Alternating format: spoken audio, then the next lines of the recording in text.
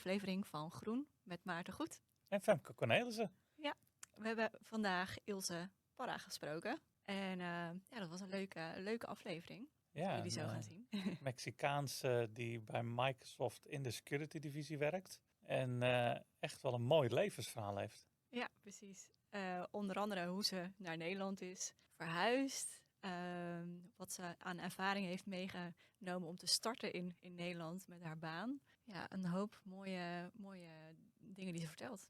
Ja, en ook wel echt een belangrijke speler om meer diversiteit in het vakgebied van IT te krijgen. En specifiek in dit geval Microsoft Security. Ja. Maar ik was verbaasd met haar gedrevenheid en hoe ze dingen voor elkaar krijgt. En hoe ze uiteindelijk dus bij die baan gekomen is. Ja. Ja, en wat er dan natuurlijk ook opviel aan hoe het anders is in Nederland. Ja, precies. En ook hoe zij zelf echt wel een rolmodel is voor veel vrouwen. Ze gaat zeg maar de winkels gewoon rond om mensen aan te spreken en enthousiast te maken voor de cybersecurity wereld. Ik vind dat wel bijzonder en heel erg goed.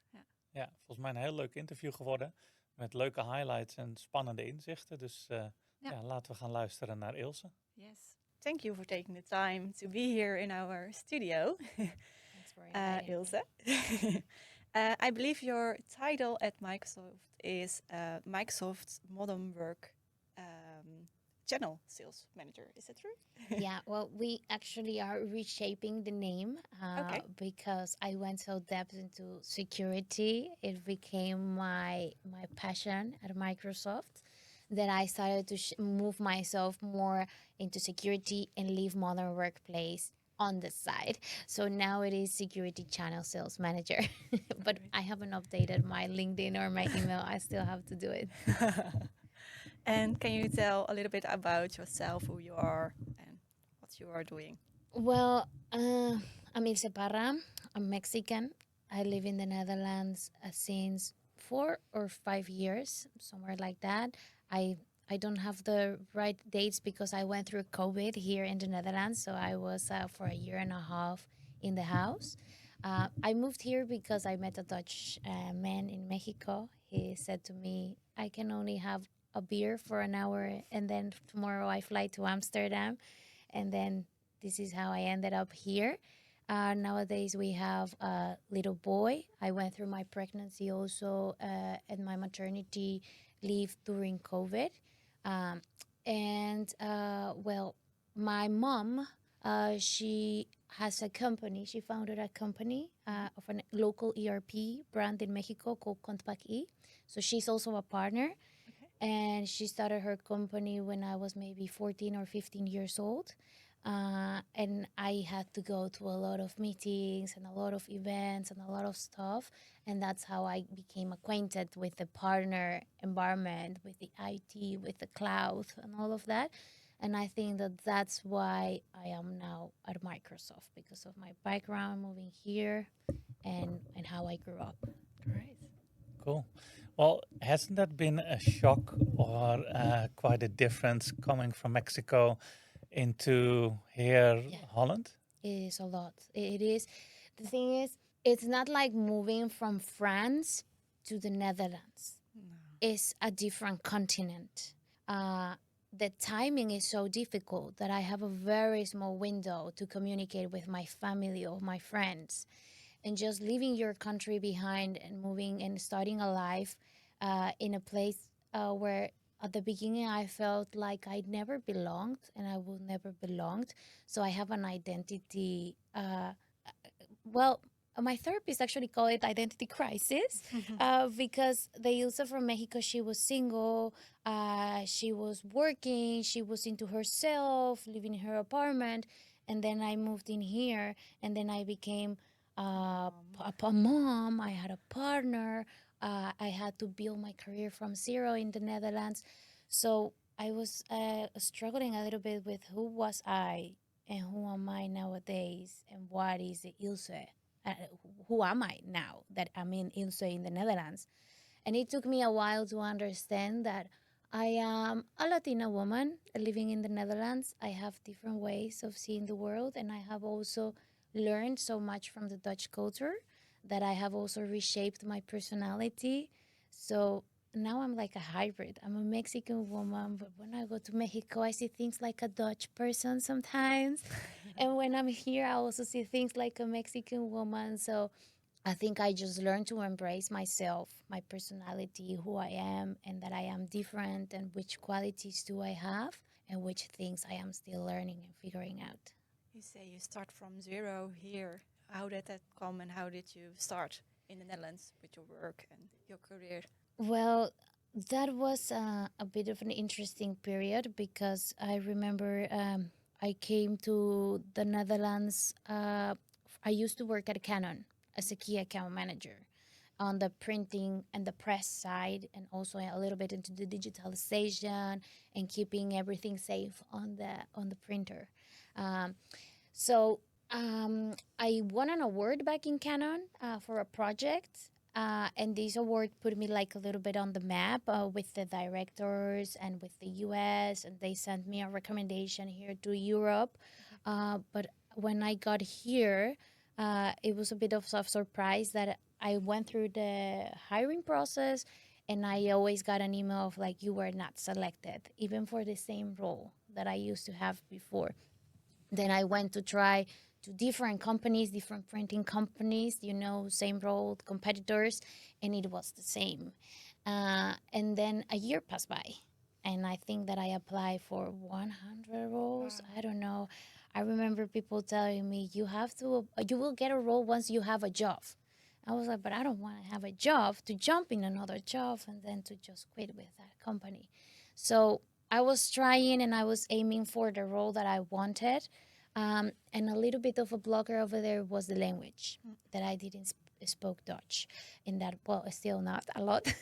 But then I went to the school intensive to try to learn Dutch in a year, but that's a little bit not Difficult. realistic. So I knew that was not going to happen. And in the middle of the struggle and not having anything to do for a year, then I decided, I'm just going to try anything. I need to do anything to integrate myself to the country. So I went to work for 2 months. I didn't pass the probational period on a clothing shop. I was, like they call it in here in the pass cameras or in the fitting rooms, giving to the women what they want to them, advising them how do they look, and this looks nice. I have this blouse that maybe fits you, and then I used to do that maybe in the mornings or in the nights, and to combine it with a stroopwafel shop. So I actually know how to make stroopwafels. Oh, wow. Yeah. So I would work in the morning in the clothing shop and then in the night in the stroopwafel shop. And then on the weekends, for maybe I did that for 3-4 months. And then at one point I was in the stroopwafel shop and someone called me to offer me a job. I remember that I started with, do you need me to speak Dutch? Because I don't. So if it's the role in Dutch, we can finish the call here. After 100 calls, I was already cutting very, very into the point. No? And they said, no, it is actually a job in English. And I was like, okay, for which company? And when they said Microsoft, then I was like, okay, I need to take this call. And I went into the meeting. It was first for a technical role. They got interested on my profile because of my experience with partners before. I also worked with a partner in Mexico. And then I also had some certifications, very old ones. And then when I came to the role, was very technical, so I didn't get selected. And I remember that I said to the guy that he was filling in the positions for Microsoft, I said to him, you will get me a job at Microsoft. You will get me a job. Remember me. We're still going to be in contact, and let's see what happens after. And then 2 weeks after, they call me for a territory channel manager support, a role, supporting the TCMs in that time. And I got the role in 2 interviews. Half an hour later, they called me to tell me that I was selected, and that's how I started. Oh, wow. That's a wonderful story. Yeah. But it also highlights, I guess, a bit about your determination, to embed yourself in the country, but also to jumpstart your career, because working those days in a clothing shop, at the stroopwafel shop, and be very deterministic about getting into IT at Microsoft. Has that always been your upbringing to be so focused and ambitious? Yeah, well, my dad, he's from the army, and he's a very smart man and very resourceful. And my mom, she is also very determined to get everything that she wanted. She founded her company, I remember, in the table of the house, in the dining table, with a laptop. And then the company grew. And then the company was one floor of the house. And we had the house in the upper floor because she was, I still need to be around. My sister was very young, very small, and I was in the adolescence. Um, and then I think that those were my examples of getting how I am. And I think that Mexico also makes you like this when you come from a country where you have to fight for the resources, you have to fight for education, you have to fight for the role, you have everything over there. I think that it shapes you in this way. Yeah. Cool. And you said you worked at Canon before, and now at Microsoft. Has have you always been in IT apart from the two side gigs you just told about? Have you always been in IT in general? Yes and no. I went through logistics. Then from logistics, I went to work with a partner, and then I left logistics to IT. I felt that was a natural step for me because of the background of the company of my mom. And then from there, I moved into the printing, a little bit digitalization. IT was like almost there. Um, so it is on my personality and on the way that I grew up, but I think that I also tasted a little bit different industries. But I think my heart, it is in here. I could have continued with logistics. Definitely, maybe I would still be working at that company, or I could have went somewhere else. I almost ended up also as a recruiter here in the Netherlands. But then I think that I followed at the end my heart on IT. And has it been that your mom, who founded the company, like you said, very much ERP focused, has that made a big impact in your life? Like having her as that role model for you to end up where you are today?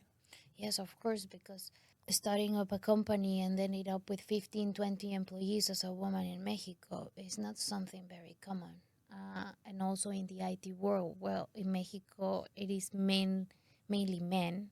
So, of course, I always saw my mom around a lot of men and having meetings and calls and customers. And I need to hire someone else and the company needs to grow. So that has gave me a lot of influence into IT. But I think that I also like a lot what we do nowadays in IT with the companies, providing the resources, providing innovation, moving on into now with security at Microsoft. I think I had my dream that was to actually one day be in the place where technology is born, and I think that happens a lot in Microsoft also. So I'm very happy that I ended up on my dream job. Oh. I think you're now also a role model for a lot of other women who wanted to start maybe in IT. I think also you going to shops and talk with women and help them to get a start in cybersecurity. Oh, yeah. Can you tell a bit about that program you started and why it's important to do something like that? First, it was I came to Microsoft and there were a lot of women.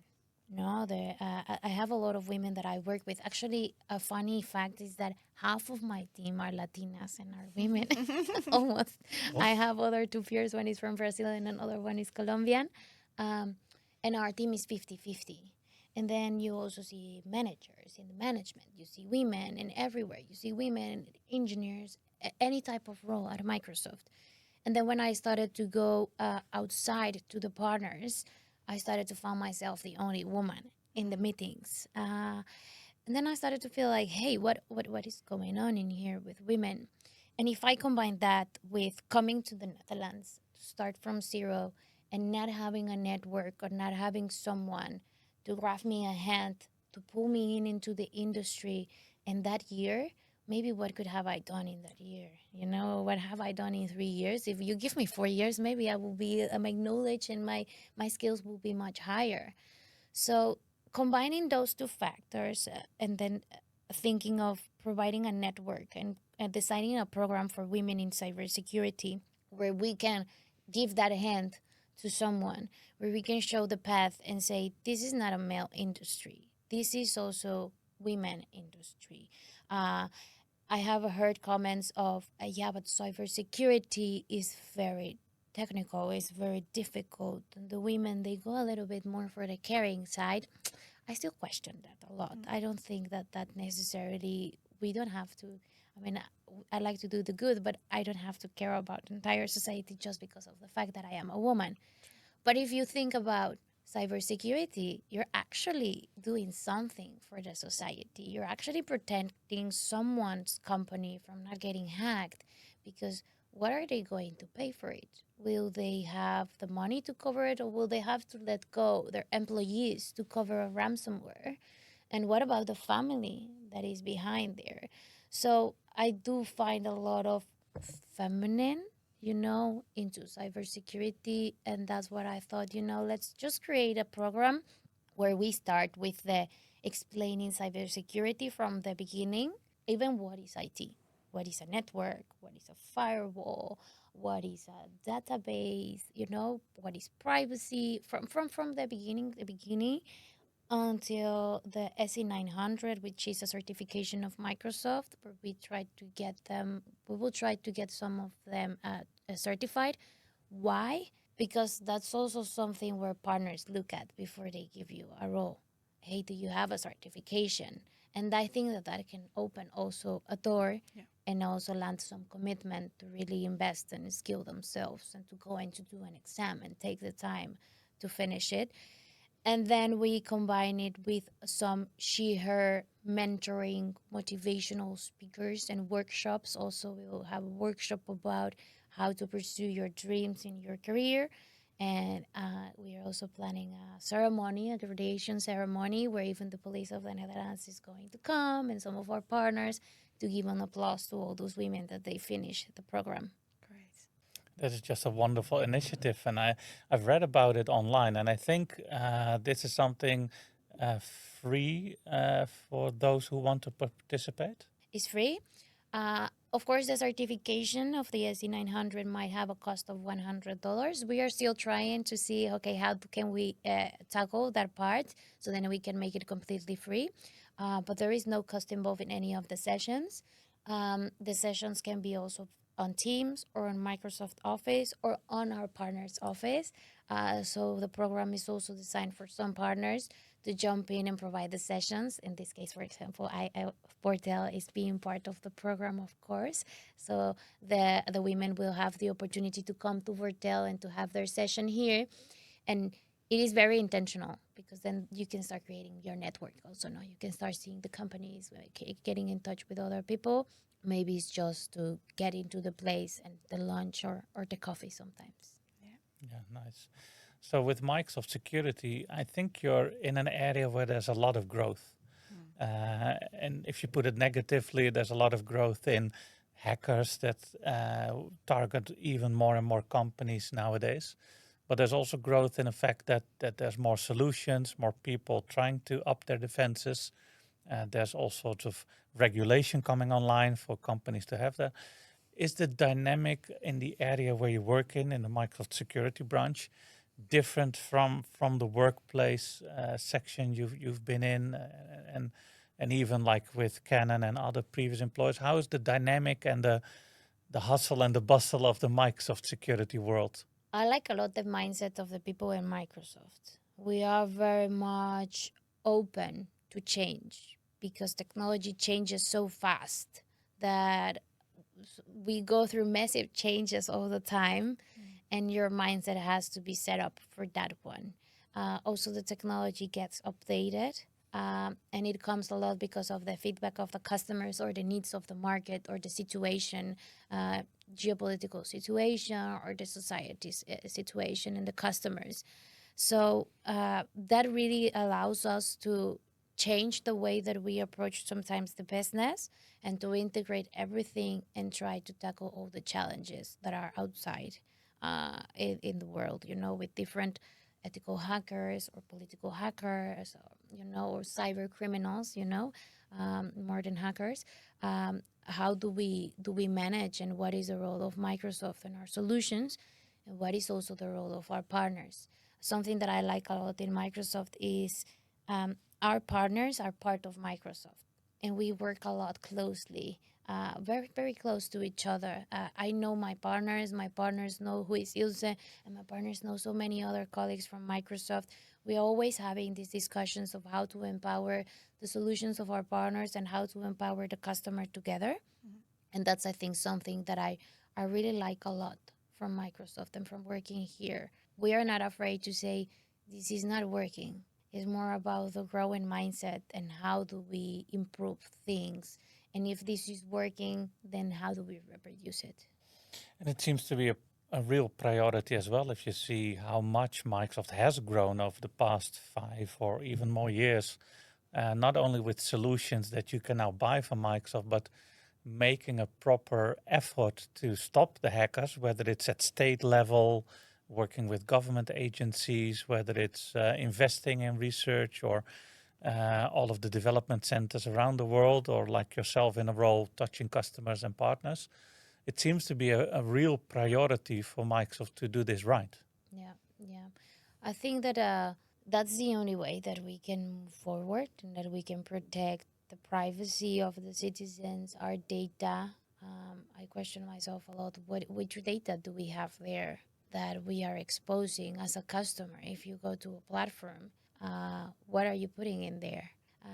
And I think that that's indeed the only way that we can do something about it. We do have a collaboration indeed with the government, with the police, just to understand what is going on and where should we go for. We also have a lot of gementes, sometimes that we support over there with the security solutions, and from also so many other verticals.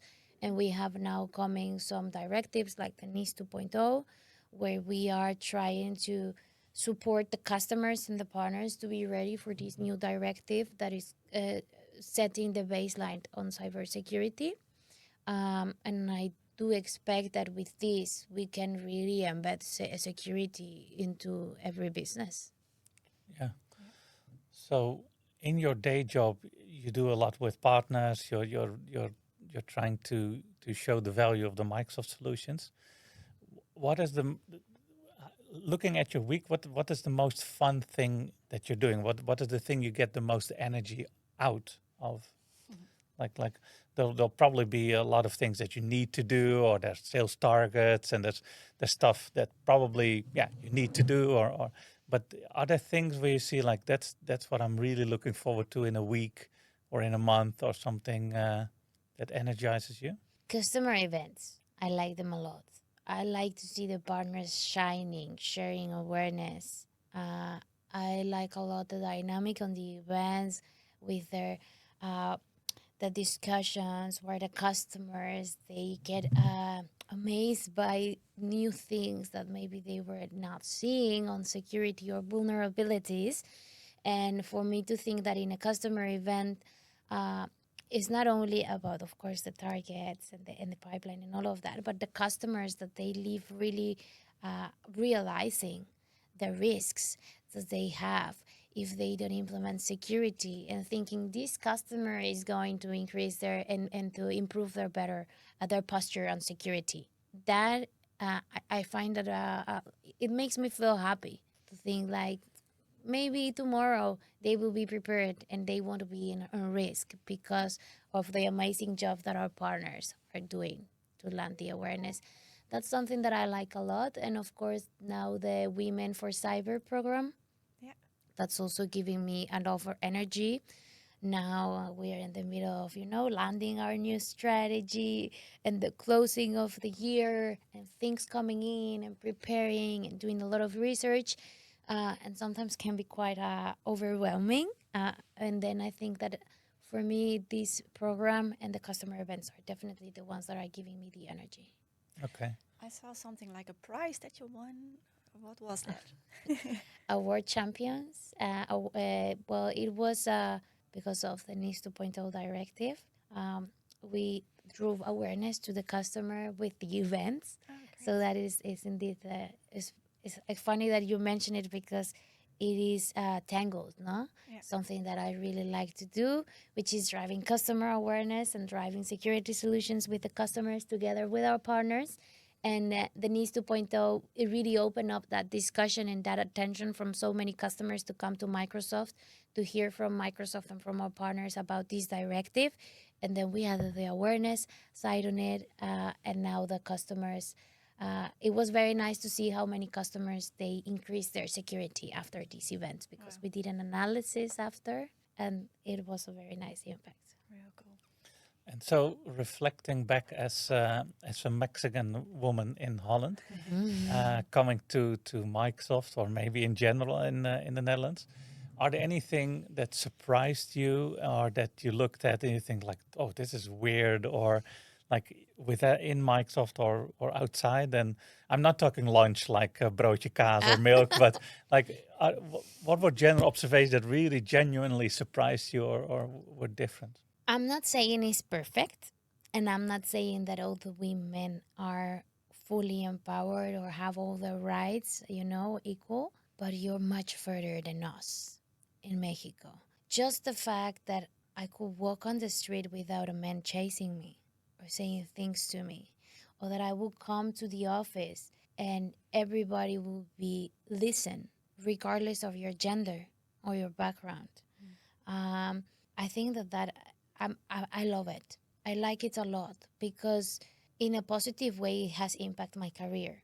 It's not a coincidence that I have grown so much in the Netherlands in comparison to how much time it took me to grow in Mexico. It took me maybe 8 years in Mexico to become a key account manager. And in Microsoft, I have had 3 different roles already. I have grown in 3 years into 3 different roles. Opportunities are there for women. And I think that in here, you're just free to do whatever you want. You can be a mom and work, and no one will question you. Hopefully, I hope, no one will question you, are you a good mom? You can just get out on the streets with your hair without doing. You don't have the pressure to always look pretty or to always have this image of the perfect woman to the society. You can just be yourself and you can get out however you feel. And that's something that I appreciate a lot because sometimes I like to dress a lot very nice, and sometimes I like to just go almost in pajamas to drop my kid to daycare, and no one cares. So for me, that pressure taken out of the shoulders of women to be themselves, to behave, and to speak their minds and to say whatever they want is something very, very nice. My family, when they come to visit me to the house, sometimes they question a lot how I say things to my husband because I say things straightforward. And he says things straightforward also. And my mama, she was like, oh, Ilse, maybe, treat him very nice. I'm like, I'm treating him nice. I'm just telling him what I don't like and what I like and what we are supposed to do as a team. And he is taking it okay. So that's what I like about the society in here. Cool. So nice. We have an envelope, and you can pick one. And it's a question we don't prepare before, so you can read it if you. Okay, let's see. Just read it loud. Yeah. Okay. Which CEO would you pick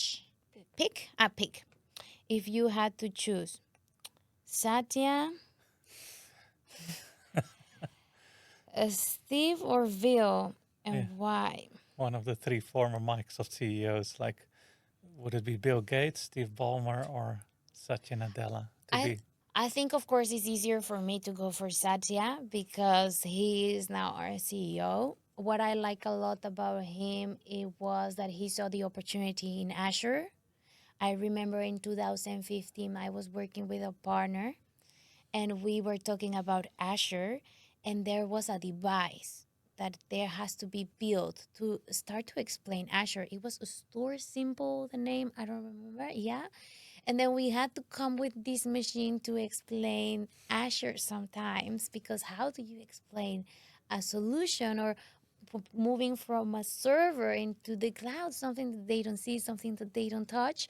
And I think that Satya has been very clever into seeing the opportunities in the market, the innovation that it brings, how it empowers the customers, the research, the society, and all the positive aspects that it can have. And now, of course, he's betting a lot into AI. So I'm really interested to see how AI is now going to change the game.